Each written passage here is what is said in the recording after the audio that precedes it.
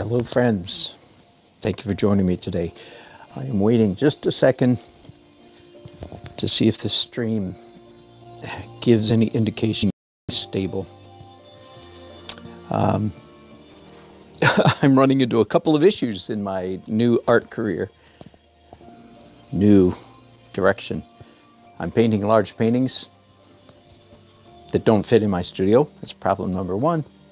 Problem number two is I am therefore painting in my garage, and it turns out Verizon reception is fantastic everywhere in our house except in our garage. And yeah, it looks like we have some streaming issues going on here. Hey Rick, thank you for your encouragement. All right, so this is Daily Art Adventure number 571. Finishing, as I usually say now, we're legal, which is complete puffery. There's nothing legal about me. All right, so I am working, as you can see, on this large painting, and somebody just sent a, hey Jay, thank you for feeling guilty. Not really, I'm kidding. I'm glad you're getting a lot. I actually am going to be taking steps in the near future. I have hired a couple of assistants to help me work through the technical issues. I'm going to give you guys, all you regulars, an opportunity to send me $1, $5, $10 a month, whatever you want to do. And that would be much appreciated. But I haven't even started that yet, so you're welcome. Guilt away. Just kidding. Okay, so I have here two things, two go-bys. One is a photograph that I have cropped very carefully in Photoshop, made it the same exact ratio as this canvas, which is about 6.5 feet by 7.5 feet, roughly. And then I have a previous painting. I've done this scene many, many times, a dozen maybe times over the last 20 years. And I picked one of my favorites.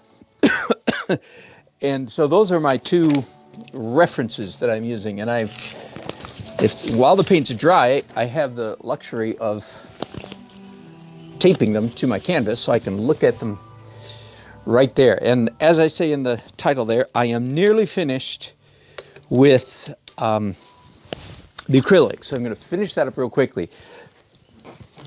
I guess I'm going to move this up here. So, and I can get this out of the way for now because I'm not using that. I'm looking at my previous painting right there and looking at basic color palette, right? I've made a lot of good decisions already on this painting, so I don't have to reinvent the wheel, so to speak.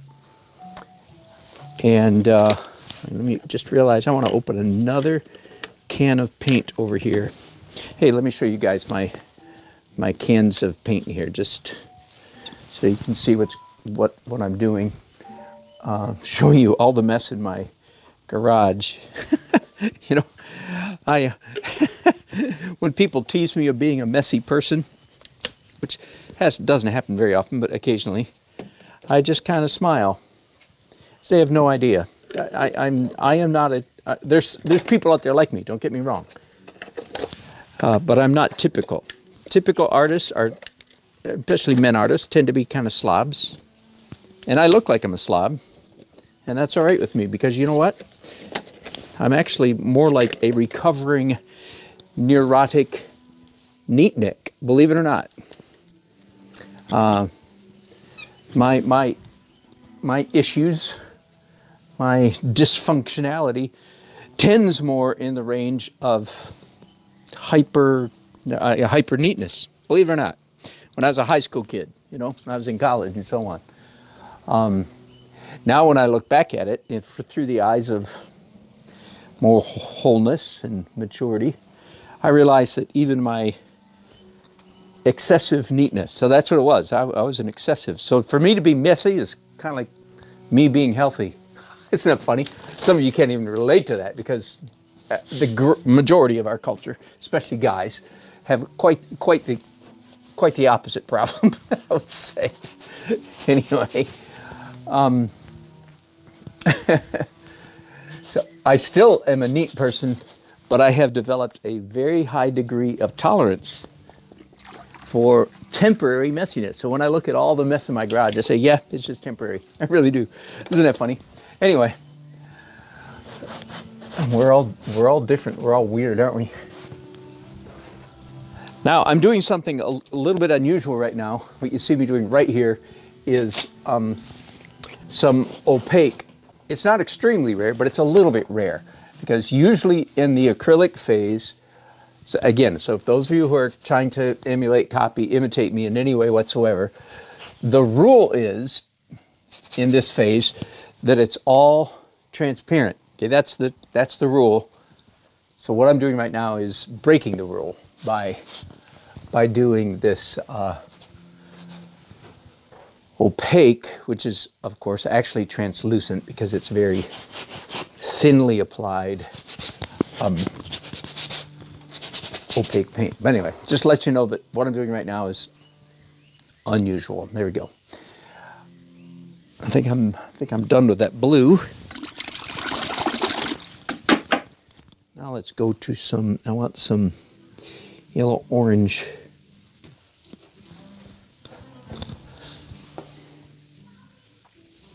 And now my brushes here, I'm mixing my opaque paints with my transparent ones to get pretty much the color I want.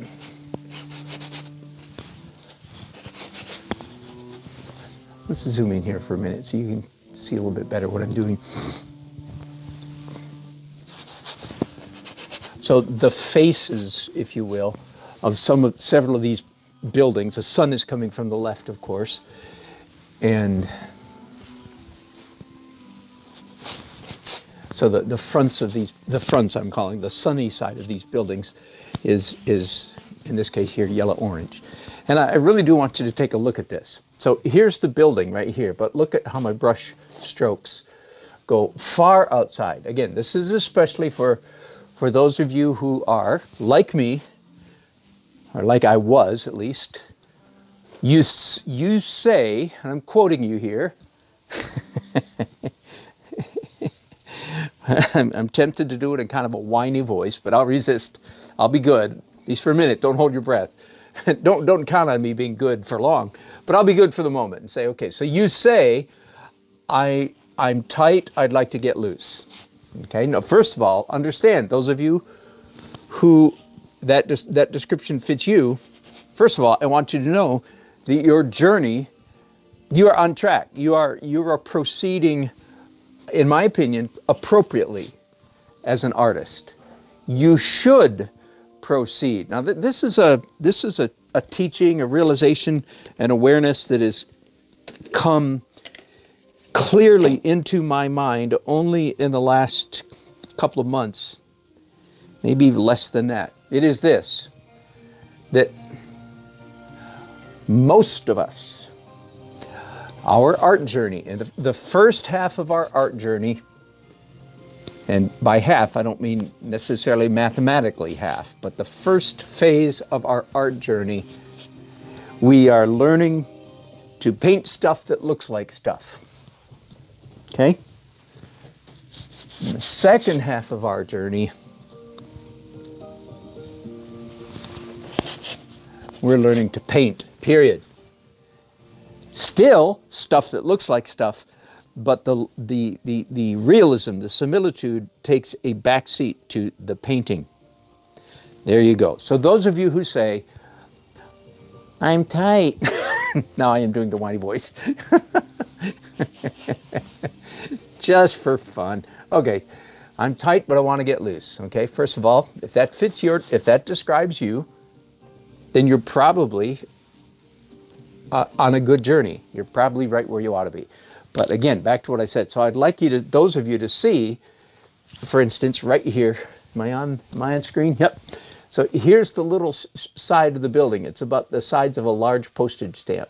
And my stroke painting that went from here all the way down to here.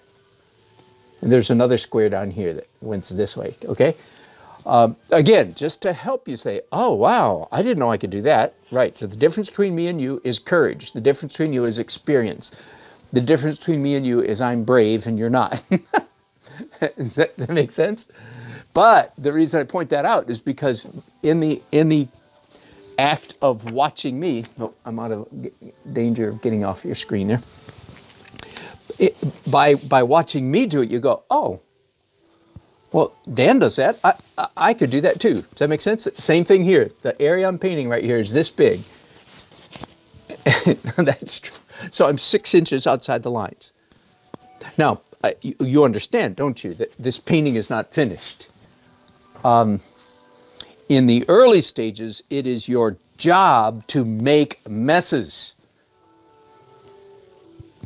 In the later stages, it's your job to bring some definition. Okay, so man, if you can internalize that, just grab that one concept, you will be way better off for it. In the early stages, it's not your job to get tidy. Tight, tight, tight. It's your job to be loose, loose, loose. It's your job to create chaos. Tightness comes later.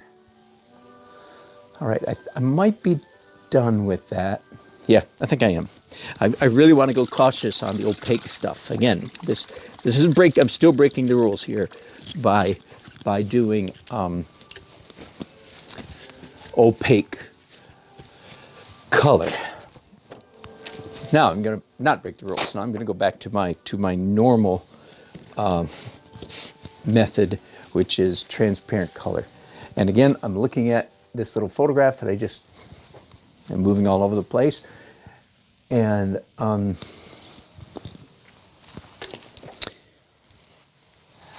want to get my overpainting. No, I'm sorry. My underpainting a little bit closer to the final destination.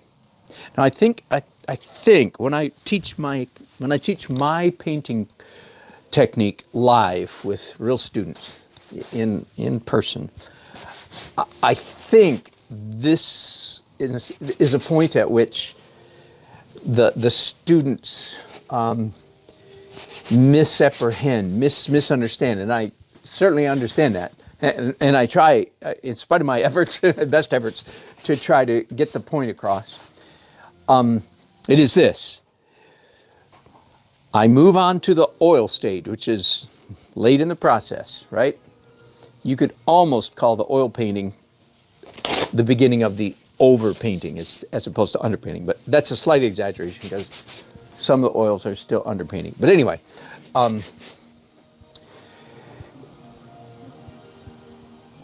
you want, at the end of the acrylic stage, so here, I usually put it this way. How do you know, whoops, I'm hitting the ceiling.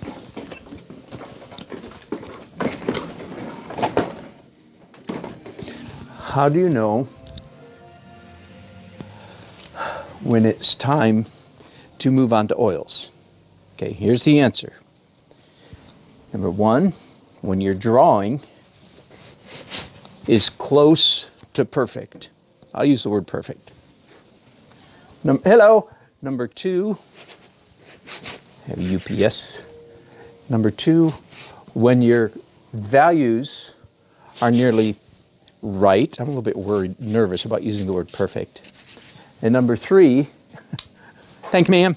Yeah, I'm broadcasting. Thank you so much. Appreciate it. And number three, when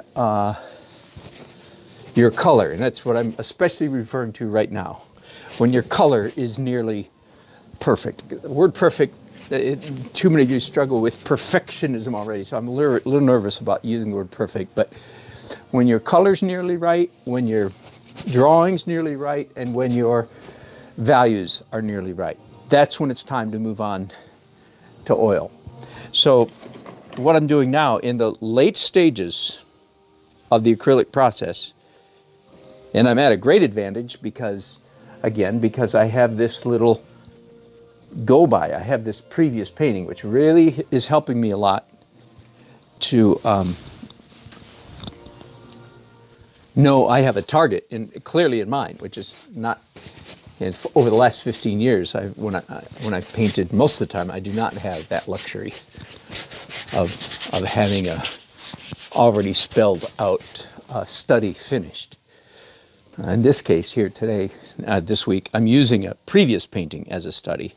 Does that make sense?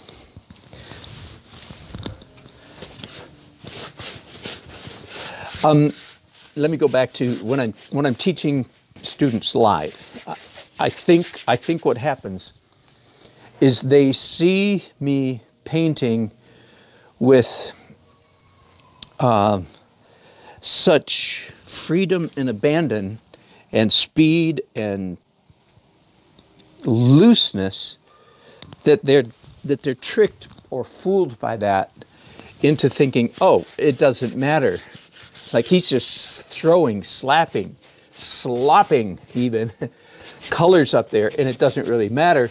And then we get to the later stages of the painting, and lo and behold, accidentally, quote unquote, accident in quotes, right? Accidentally, my painting is like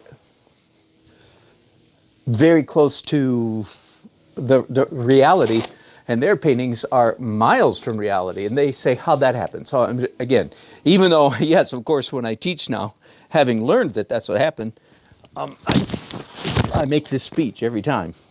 But anyway, just like I'm making it to you right now, I'm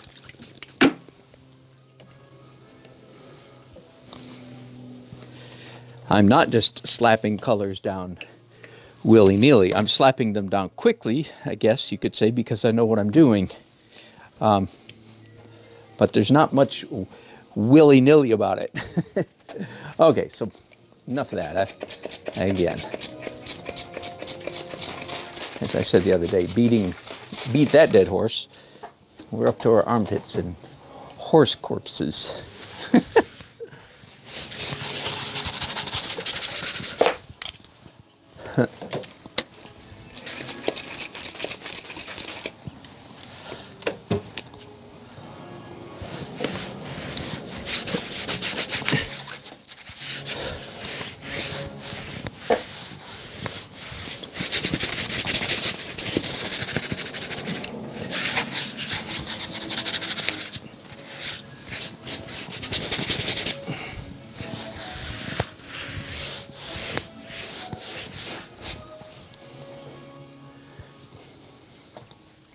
A little bit of purple, a little bit of blue.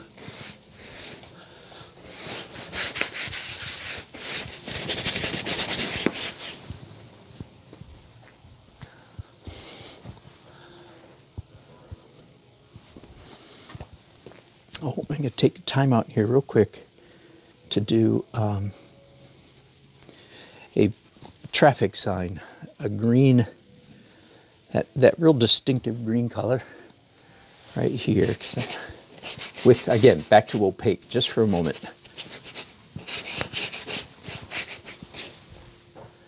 Okay.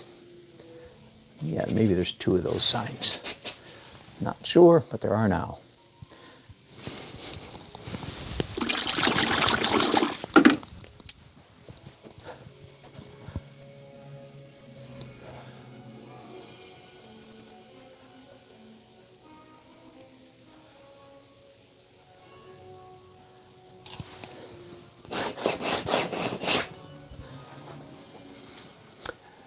The last thing I'm going to do in acrylics, and this is virtually always the last thing I do in acrylics, is opaque white. And I'm very close to getting to that point now. Not quite, though. And much to my surprise, I'm picking up, again, a little bit of opaque pink. Unusual technique, again. So the fact that I've done it in this painting, don't be deceived and say, oh yeah, you can use opaque. Yeah, you can, but not if you're trying to get a handle on my technique, if you will. My technique is, no, all the color in the acrylic stage is transparent. Only the white is opaque. Okay, that's the standard. You can cheat like me when you savvy the principle.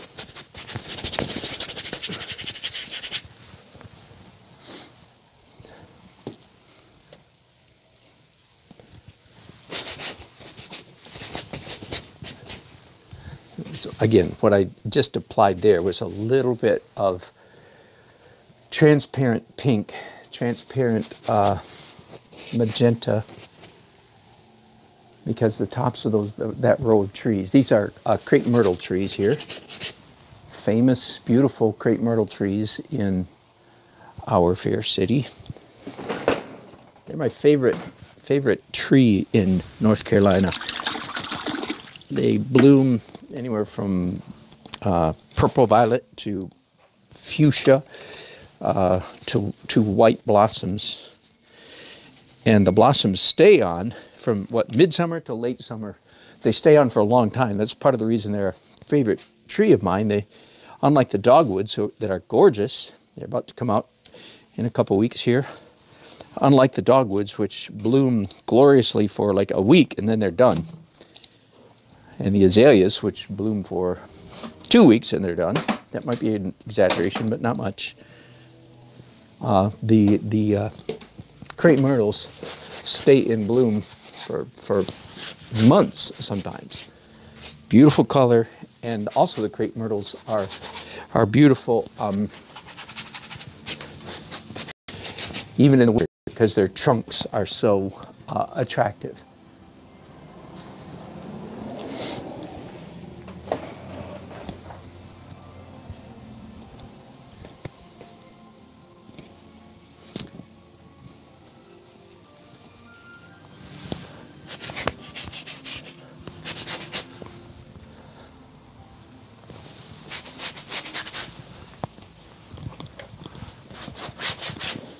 Whoa. I'm having some challenges with this, my favorite easel. Well, I'll have to fix it later. I won't take time to do that right now. All right, so the whole thing is much better than it was. All right, I think I can go straight to oil. So I said oil, I don't mean that. I think I can go straight to white acrylics, which is my last color, if you will. Last color in acrylics. I have a whole bunch of lids over here. And I guess if I were more obsessive compulsive, I would always put the lids on the same jars, but there's so much for that. I don't. They get moved around a fair bit. There you go. All right. White. So this is my second application of white acrylic. Hey, I've got a brush here that is quite stiff, and I want to show you a trick. This is Gojo. Am I holding it? Yep. Gojo hand cleaner. Not an art store product. This is a hardware store product. It's a goop, and especially when you have a brush that it's not stiff like a board. It's just a little bit stiff. You know, a little bit, you can feel the bristles are a little bit too thick and stiff because they have just residual, especially acrylic paint on them. By the way, once again, for those of you who don't know, for you scaredy cat acrylic painters, you're painting in acrylics because you're afraid of oil. I'm sorry, you've got that exactly backwards. The reason oils are popular is because they're easy, got it? The only thing easier about acrylic is that water comes out of your faucet. That's why you think it's easy. But in every respect, virtually, acrylics are more difficult than oils, and especially with this. Acrylics are killers on your brushes. So again, I guess I'm on a little bit of a crusade. Here's why. Here's on a more serious level. Because I want everybody, as you know, I say this often, I want everybody to be good painters, better than they are. Everybody, just for fun. The whole human race goes up together. It doesn't count. It's just a few freaky geniuses that we need those freaky geniuses, but that doesn't really count. The whole human race ascends to its next level. Evolution, consciousness, whatever you want to call it. Kingdom of God. Whichever terminology you want to use. We ascend together. Boy, I could go off on that for a long time. So I want everybody to be better painters. Therefore, I am on a quest, among many other things, to get people over, I'm going to say this weird, just for scaredy-catism. Scaredy-catism. You cannot be a good painter and be a scaredy-cat at the same time. Woo! How do I know that? Because I know who you guys are.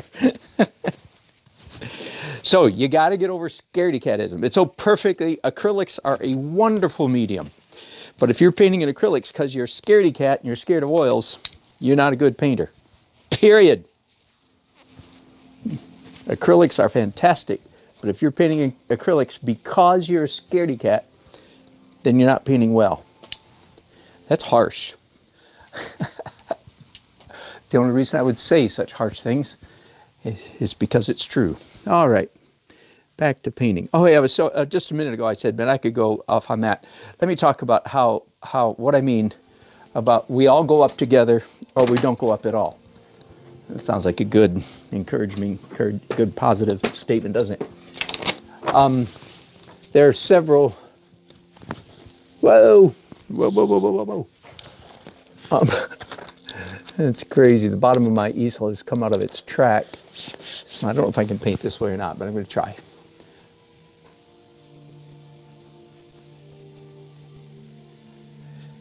Okay, so we all go up together, or we don't go up at all.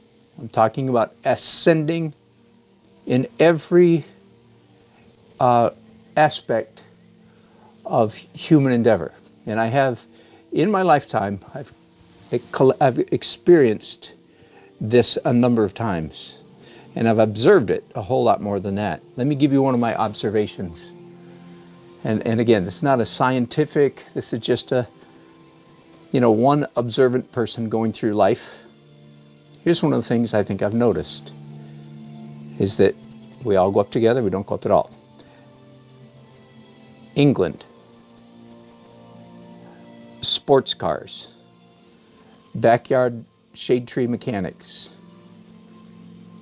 We have a lot of, in America here, we have a lot of sports car enthusiasts. I'm thinking like, I'm not talking about big time race cars like Indianapolis 500, Daytona, not talking about Formula One, not talking about so much stock car, NASCAR racing, more like rally road racing. But anyway, in America we have quite a bit, but as I understand it, it doesn't hold a candle to the long history in England of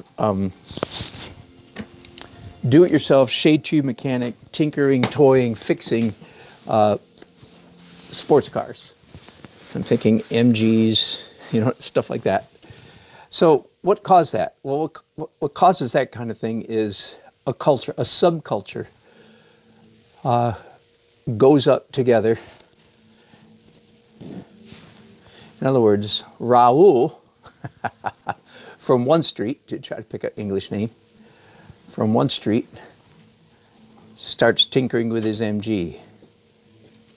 Edward, 2 streets over, kind of gets wind of that. So he starts tinkering with his MG.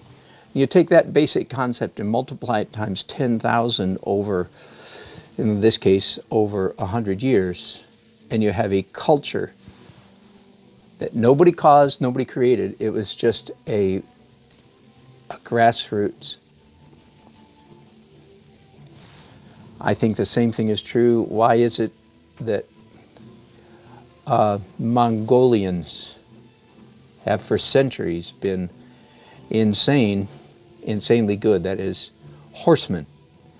Why is it that Jamaicans, one of the smallest islands in the world, are ridiculously good sprinters?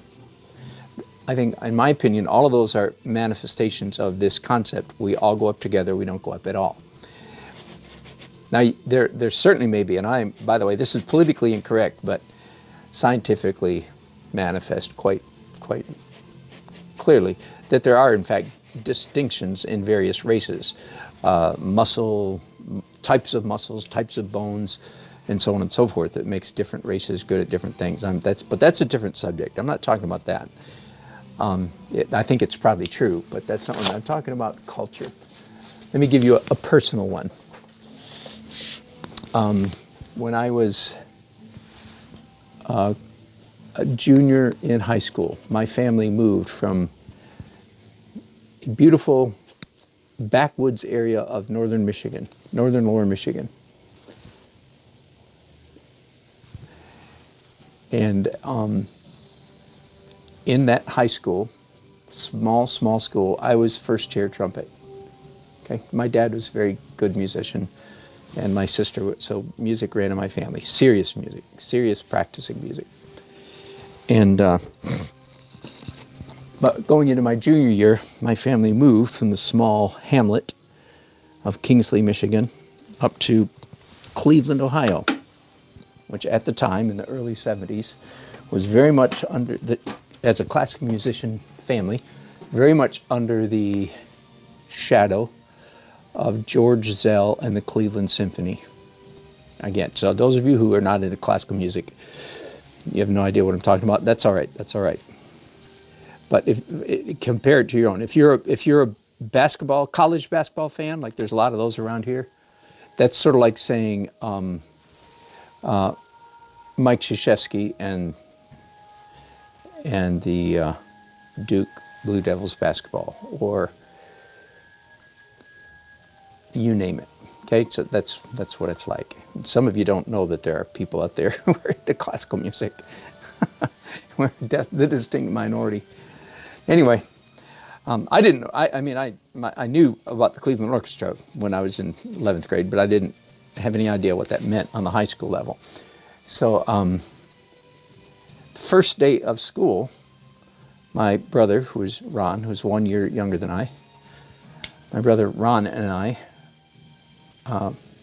7th period, I think it was, last period of the day, walked into the band room, kind of with much fear and trepidation, like, wow, what are we going to find, And I didn't even have my horn. I didn't even bring my horn the first day of school, because I was completely lost. And by the way, yeah, I was totally intimidated by everything at this school, because it was 10 times bigger than where I'd come from. And so everything just seemed so big, scary. The story's going somewhere. You don't have to listen to it, of course, but I'm going somewhere anyway. Talking about this concept, why I want you to be a good painter. Okay, because we all go up together, or we don't go up at all. That's why. So there I am. I sat down in a chair in the trumpet section, and the students.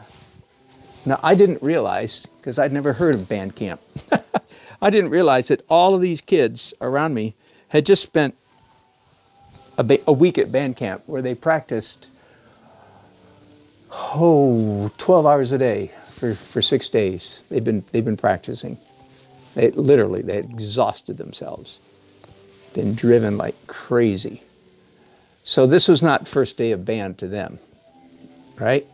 They were 60 hours in, if you will, of intense, very intense practice. Did I say intense yet? I didn't go to band camp that year, but I certainly did go the next year. So It was like boot camp. It really was. It was physically and mentally and emotionally grueling would be the word. I'm not sure they could get away with that today, by the way. Anyway, so there I sit, wondering, with my eyes big and round, and a trumpet player came out of the, you know, in a band room, there's an instrument room where most students will, you know, when they come to school in the morning, they'll go to the band room and drop off their instrument and then go through all their class. Then at the end of the day, when they come for band, their instrument's already there. That's only the ones that took it home to practice that night, which, by the way, was most of them. And anyway, so one trumpet player, and now understand, I was a pretty good trumpet player in 10th, 11th grade because of my dad, right?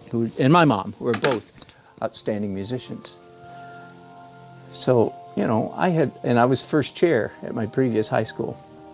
So anyway, trumpet player number 1 comes out of the instrument room and he's warming up.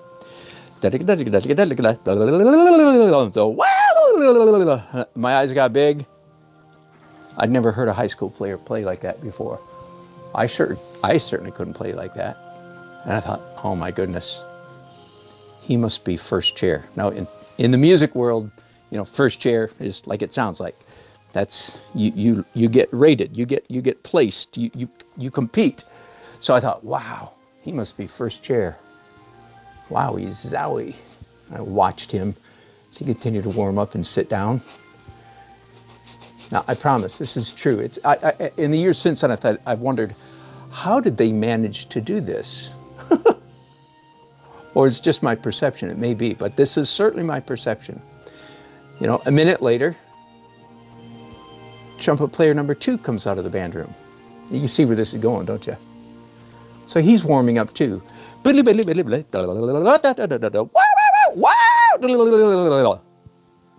got even bigger. Oh my goodness. He's better than the first guy. Okay, I'll cut the story short. A little less dramatics. That happened at least 5, maybe 6 times in a row, maybe 7. And I don't know how they, I don't know how they timed it, that they would come out in reverse order of skill. So finally, first and second trumpet players come out of that room. By this time, I am numb, which is a good thing because I would have had a heart attack. And this is, by the way, this is more than 45 years ago I'm talking about now. And one of the guys that I'm about to describe that came out, who was first chair, just to give you some indication, he has spent his entire career in New York City since then, since high school, since college, as a studio musician in New York City. So some of you know what that means, some of you don't. For those of you who don't, it means like NBA, okay? It means like Major League Baseball, okay? And the second trumpet, he didn't pursue a career in music, but he could have. He was every bit as good as number 1. Anyway, and a number of people in the band. A first trombone. In fact, I'm sorry, this story's getting long, but it's fun. It's just fun for me. Dale Turk, look him up, D-A-L-E-T-U-R-K. You can look with the other guy too, Daniel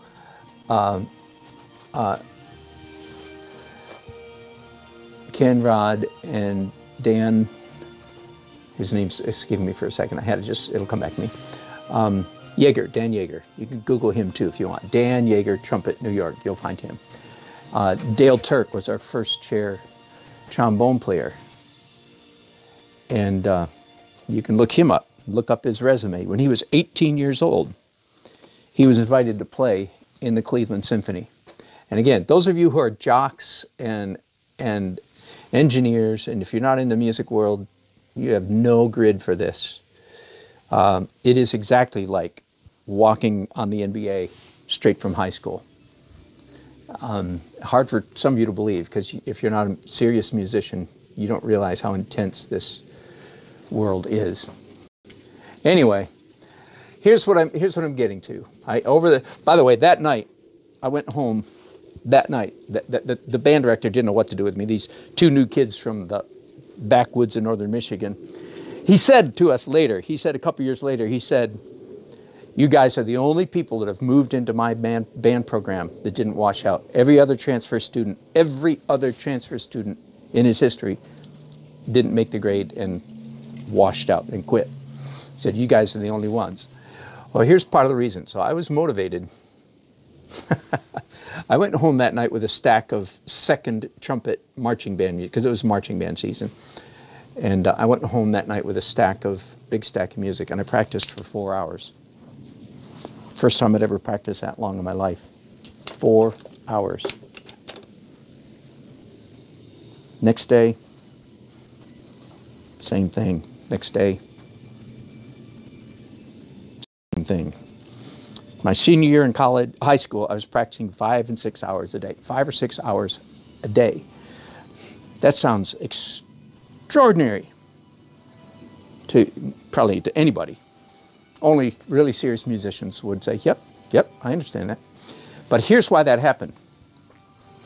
It happened because we all go up together or we don't go up at all. What could possibly motivate a skinny, intimidated, scared to death 17-year-old trumpet player to go home and practice for 4 hours and then do it every day for the next 2 years?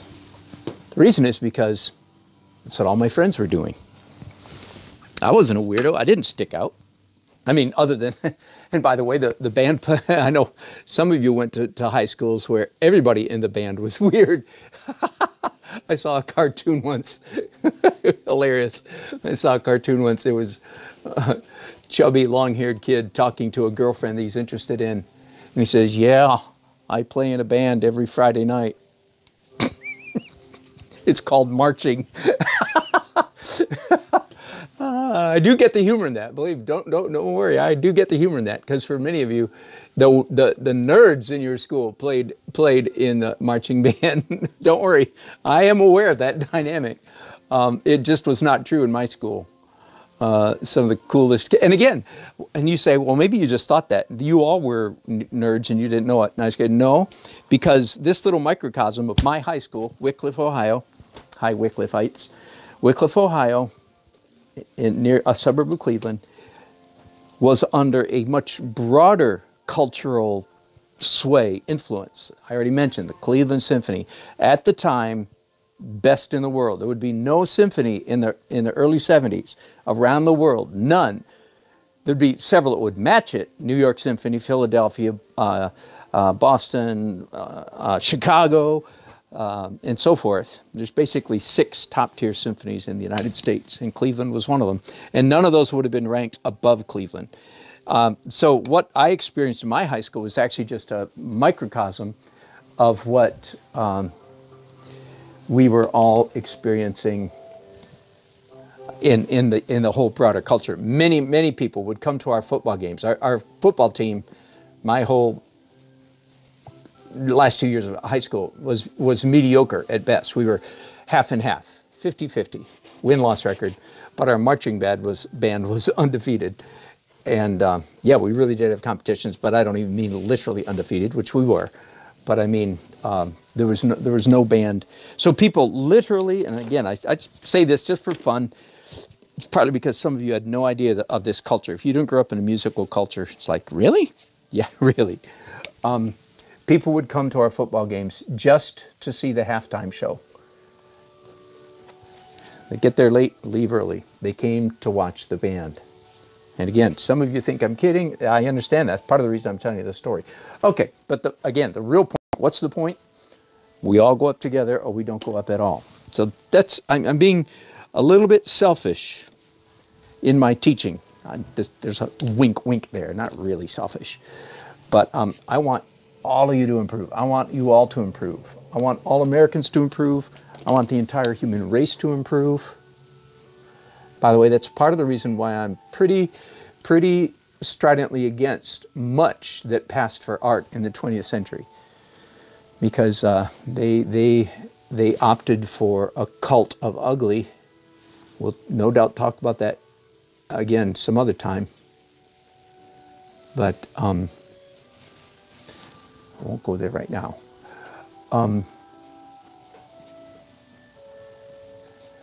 When I look at great paintings, even just online, when I look at great painters and my jaw drops open, like it did in 11th grade band. How's our streaming doing? Is it?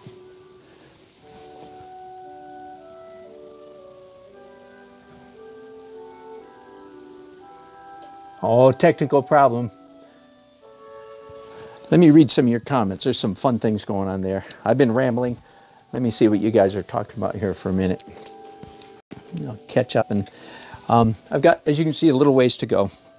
So Rick, we started out with good transmission, then it got bad. Darn, sorry about that.